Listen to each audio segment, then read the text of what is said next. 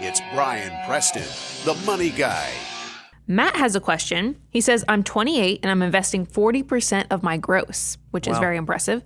I am planning on retiring around 50. So how do I go about thinking and knowing what my number should be for my bridge account to last me until I can access my retirement account? Well, it's pretty easy, Matt. If you can just tell us exactly what cost of living is going to be at age 50 for us, what your expenses will be, and then when the other source of income are going to come in for you, like pensions, Social Security, it's really easy to figure out like a laser-focused number. Those are all, everything you just said to kind of play along in this game. You also got to tell us, Matt, what inflation will be, That's exactly what right. rates of returns will be. It's going to be, there's a lot of variables. The good news is, Bo, there is a tool. There is a tool. That we tried to isolate all the variables. So at least, because I don't think anybody knows the answers to all those variables, but you can at least run multiple scenarios. Because remember, I think about retirement is not too different than the entrepreneur that's starting a business, is that you ought to run 3 scenarios. Mm-hmm. You ought to run what you think will happen.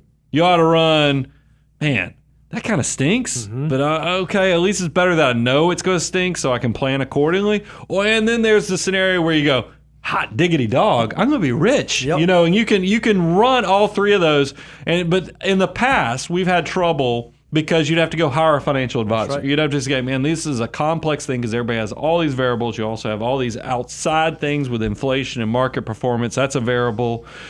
So we tried to address that, Bo. How did we address that? So we actually came up with a course walking you through how to figure out what your number is, your number for retirement. Well, one of the beautiful things you can do is you can adjust the retirement age. And if you're trying to hone in on specifically, what does my number need to be at age 50 to provide for my life?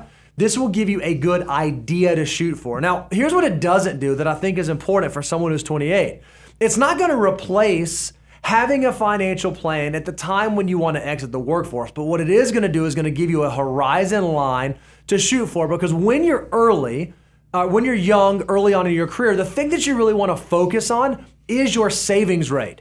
How much will savings impact what life looks like 10, 15, 20, 25 years down the road? And the decisions that you make around how you adjust your financial life should really focus on 2 sort of things, and they're very much connected. How can I either make more money or spend less money with the ultimate goal of being able to save more of that for my future?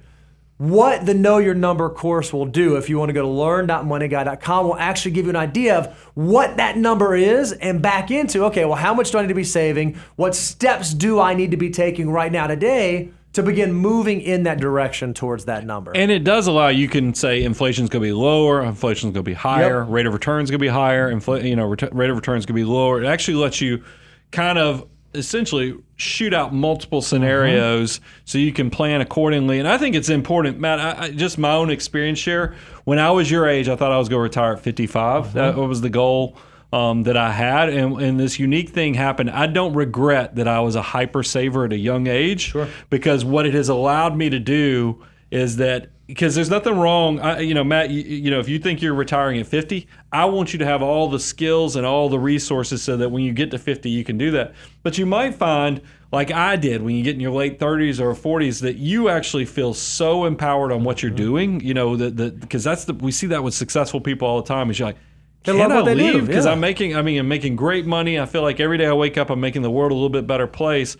And that goal changes, but that's okay, because you've actually done the heavy lifting. It's so much easier to take your foot off of the accelerator later than it is to try to play catch up. So I love, Matt, that you're doing the 40%. I would give you the word of caution. I used to do this, Bo, because if you do that personality profile, if I had to guess, you might be an achiever.